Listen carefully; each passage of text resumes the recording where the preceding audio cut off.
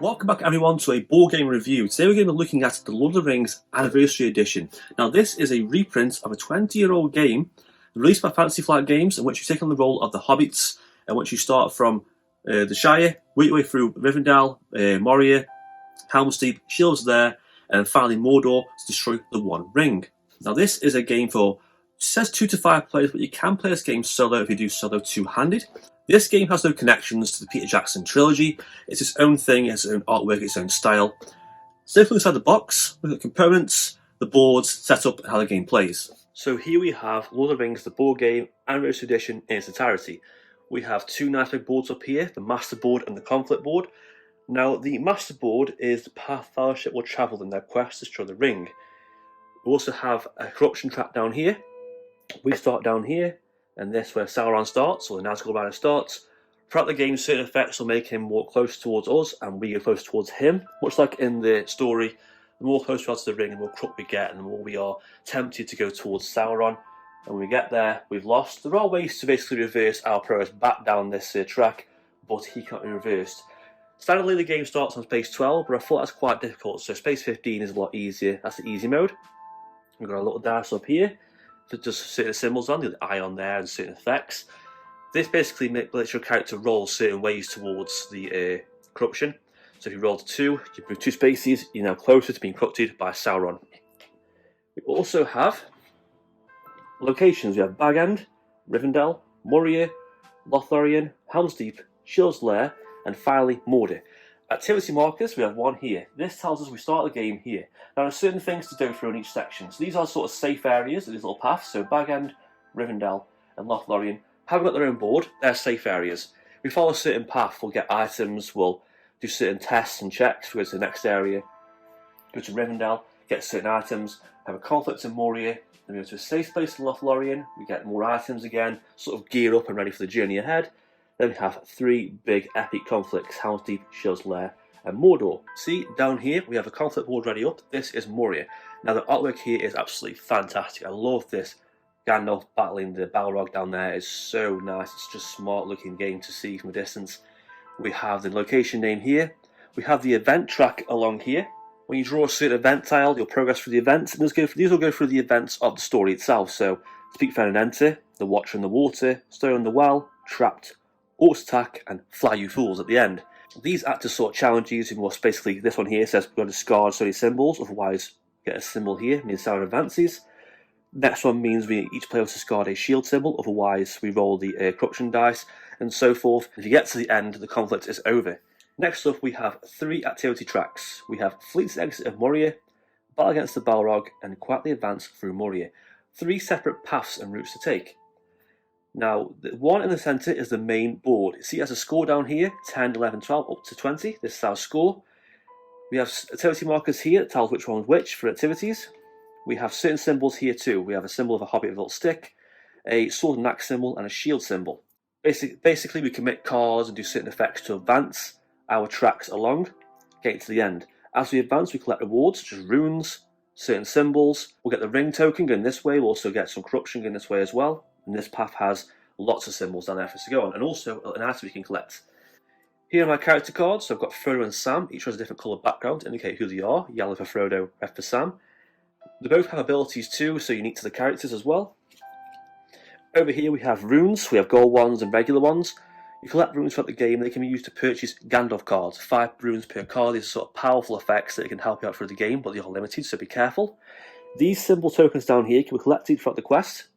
They don't appear to do anything at first. When the conflict is over, for each symbol you're missing, if you haven't got a ring, a heart, or a sun symbol, you'll advance 1 space towards the corruption track. So getting at least one of the symbols means less corruption you're going to achieve. These are quest cards. These are basically generic cards, which show you these here. You'll have a hand of these throughout the game. Each one has different symbols. So the Hobbit symbol, a shield, a sort of pipe symbol there. There's also brown and black, sort of grey ones there as well.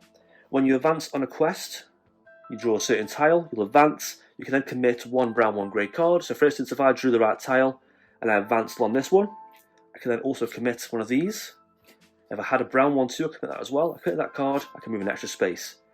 We also have the Gandalf cards down here, so these have powerful effects that you can purchase throughout the game. Do certain things, but they are limited when they go, they're gone forever. And also in order we have different item cards from locations. So we start from Rivendell, so we have obviously the mirror, Mithril shirt, Gandalf's staff, are also items and allies, Boromir, Andúril, Gimli, Legolas. Some cards do certain things, some green ones have certain effects, like this one here says one player may pass a single quest or legendary card to another player. This one says all players may ignore the effects of a single threat after rolling the dice. They all have symbols too, so you can use them to do certain quests.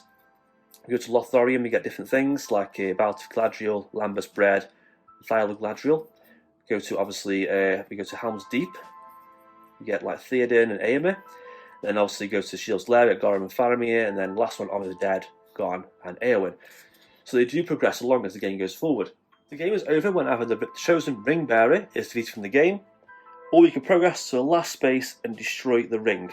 To succeed at a conflict, you must basically advance on the main track. The main track is the track of the numbers here. So once we advance, regardless of these two, along here, we've won. But obviously we do want to advance on these as well to get more symbols, more rewards, more points, more score.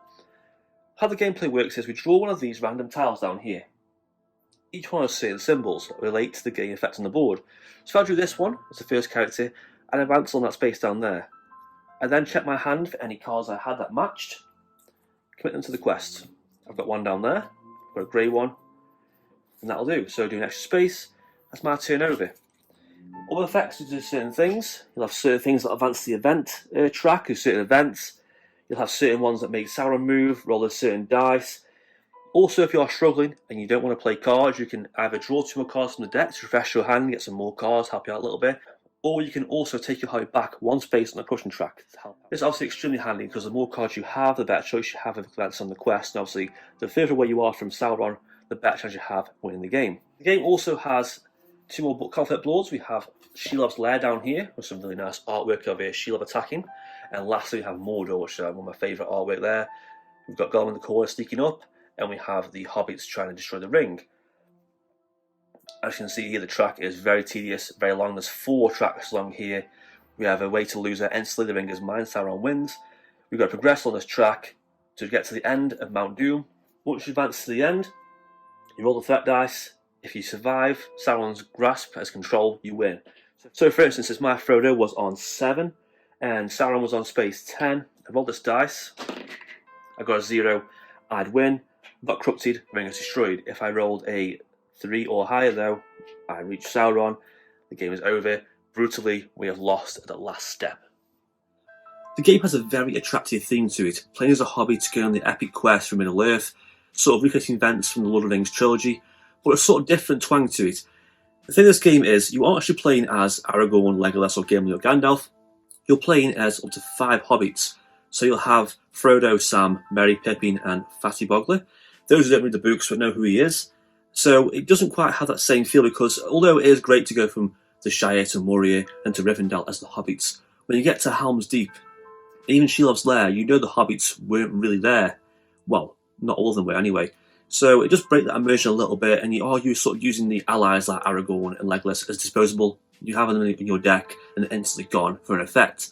So all the theme is great, having the ring corrupting you, trying to avoid the ring's grasp and trying to just get to the end in quests and break through the events of the trilogy, the series.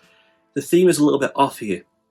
It's not a bad thing, it's just if you're looking for something that's an accurate representation of the journey of Lord of the Rings and what Frodo, Sam and all the heroes go through, you won't quite find that here. The game retails around £40 to £50, which is kind of the average price range, but I do feel like you're getting quite a good amount of quality here. The components are great. I mean, it's Fantasy Flight Games, so all the components are great for their board games. The boards themselves are fantastic. The quality of the components are great. The cards are good quality too, they're very sturdy. They feel nice to hold. These little tiles are good too, the rune tiles. The only issue is I wish that the tiles were cards instead. It might save some money, and it would be a lot easier to shuffle the tiles when you're having the tiles dealt out to you in the game. The figurines are also great quality too, the Hobbits and the Nazgul and the ring itself. But other than that, there aren't many components in the game. It's just the boards, cards, a few tokens, and the figurines. The artwork for this game is quite bizarre. On one hand, the boards are stunning. They are gorgeous. The boards are great. Each area has its own unique board. You have Moria, you have Helm's Deep, you have Shelobb's Lair, and finally Mordor. And the artwork on these is so great. It's great to look at. It's so immersive, seeing this battle of Helm's Deep and orcs and the spears and the great wall of Helm's Deep there clashing away in a battle. Shelob's lair, having Shelob there attacking the hobbits behind the board you're playing on, is such a great thing to look at. However, the artwork on the cards themselves is quite questionable. It might be my personal taste, but I find the artwork to be a little bit strange. It's not quite watercolour painting and professional kind of design. It's a very strange sort of design. Maybe because it's so dated and old, but I found the card artwork to be a little bit off. Especially on some characters' faces, it can be a little bit strange. Don't get me wrong, the artwork is great quality, but it's a little bit strange. Those who are familiar with especially the films, will find it hard to connect with these strange caricatures of characters we know from the movies. The rules for this game, one thing I must say, are a little bit off on. The rulebook is okay at first. There are some fine sections. When you hit certain points, it won't make any sense. I had to go on online forums and videos to find a lot of things in these rules. They are written quite badly. A rule I was stumped on was one that said to distribute the cards of Rivendell. Now, what does this mean? There's legendary cards with green ones, there's regular cards. Do I give them evenly? Do I get so many? Do I do them randomly? What happens? The effects on the masterboard aren't detailed down. What they should have done is have each masterboard effect fully detailed and fully explained at the back of the rulebook. They should also have a small reference section at the back as well, because a lot of things will happen that will occur and you aren't quite sure to resolve. You have to go back to the online forum, back to a video, and back to the gameplay. Luckily, I watched a gameplay video on this, a playthrough video that really helped me out on how to play the game. Those just using the rulebook are going to struggle quite a lot playing this game. The complexity of this game is, I say about medium to light. It's quite a relatively simple game. I mean, newcomers may struggle a little bit with all the icons on the board and using the cards and balancing out the symbols. But once you learn what the symbols mean, and how a basic turn works, it goes quite fast and it's very easy to learn. Your actions are simple. You just draw a tile, then you place the tile down, then you commit cards to the activity you want to progress on and try and collect different symbols, advance the tracks and advance the quest to complete the board. The game is easy to learn in general, but it's quite hard to really break down what's going on because it's very difficult and things will happen and you'll struggle and you'll fail quite a lot, so be prepared to fail a lot on this game. I do a point here about luck versus strategy. In some games you have more luck and more strategy. This can be changed through dice rolls and shuffling cards, other effects. There's quite a bit of luck here because the tiles are shuffled face down, but at the same time there's a lot of strategy because you have to know what cards to play, what cards to save. So the luck factor isn't too strong here because you can see what's coming next, see where you're on the track, see what symbols you need. But at the same time, those tiles can be very, very deadly.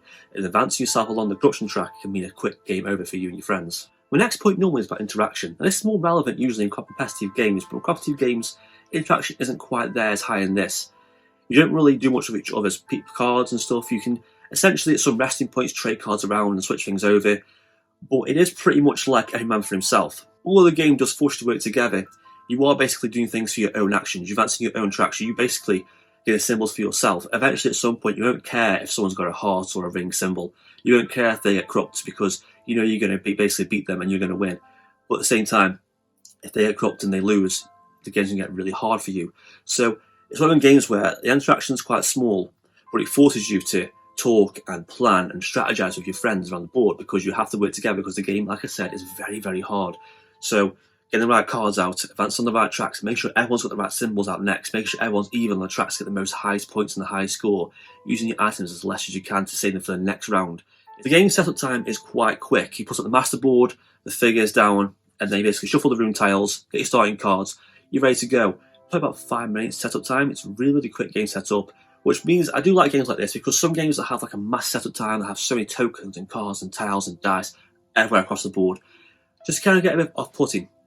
I mean, I love Eldritch Horror. I do love that game, but at the same time, I know to set a game up, I've got to set aside a good 20 minutes at least to get the board all out, and then pack it all away again. It takes a long time. But for this game, setup time is extremely quick and very, very easy to do. My next point usually is about time between turns. That means how long is there between someone's turn and your turn. It's actually really, really quick because in the rest parts, you're always getting the cards, dish them out, shuffle them together, see what cards you've got, go into the next section, then all you do is flip over a rune, play a card, advance, and then that's it. So the turns go very, very quick. The problem is that you're going to want to talk and strategize and try and think about your next move, so that might slow a turn down a little bit. It depends who you're playing with. If you've got players who basically plan as they go and plan when the turn comes up, then you're going to have a long time playing this game. It's going to make the game take a lot longer. But if you have players who can watch the board, plan and talk as they're playing, the turns going to go by so, so quick. The next point is the replay value. Now for this game, replay value is a weird one because the game is really simple. It's just a few boards, you just play cards, do actions and move. The game is quite simple, so you'd think the replay value there is quite low. And although the characters have abilities, they don't really feel too unique. Yes, you can change around a little bit and do slightly different actions, but it's not going to change the whole game experience for you. But the thing with the game is, though, it's so goddamn tough that you want to keep playing because it's so hard to win. Getting just to Mordor alone requires so much strategy and a bit of luck and planning. But when you get to Mordor, and you can feel yourself getting close to winning the game, the feeling is great. And you get to the end and you can destroy the ring, it's fantastic. And what I do like is, though, on each of the boards there's a small score marker. So you can see how far you've got in previous rounds and track your score and see how high you got. Can you beat your previous score? Can you get higher than the score you got last time? How high can you go to reach Mordor at the end? So that makes the game more replayable, trying to beat your previous score. And the solo option for this game. Now, the game doesn't have an official solo mode, but you can sort of play two-handed solo. And what I like to do is get all the cards together and have one combined hand of cards, and basically use a little marker to indicate whose turn is whose. Our characters can share cards. It does work quite well because basically you're playing with two people, so you're going to think the same. So you basically are just playing as two people thinking the same mind. So it does work quite well as a solo game. It's the kind of game where trying to balance and trying to balance each character out is a lot easier on yourself because you know what they need. You aren't going to backstab, you aren't going to betray someone. You can balance out who needs what, who needs less corruption, who needs the symbols, who's got the right cards to play, who needs to do this card for that point in time.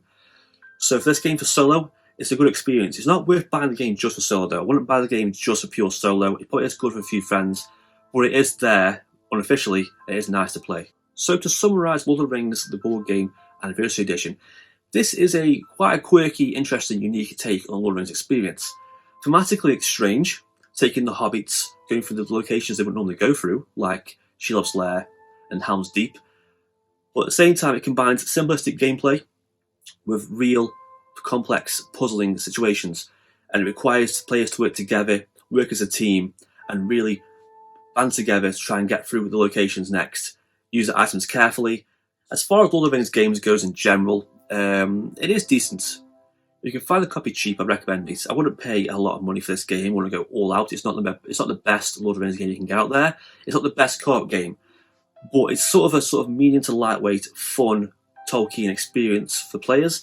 I recommend this for any ages really who would enjoy this game because it's quite simple, but you've got to know the game is hard and you're going to lose a lot. I'm going to give Lord of the Rings the board game a B-. And that is it for my review of Lord of the Rings the board game Anniversary Edition. Any questions or comments about this game, comment down below. And as always, like and subscribe, and thank you for watching.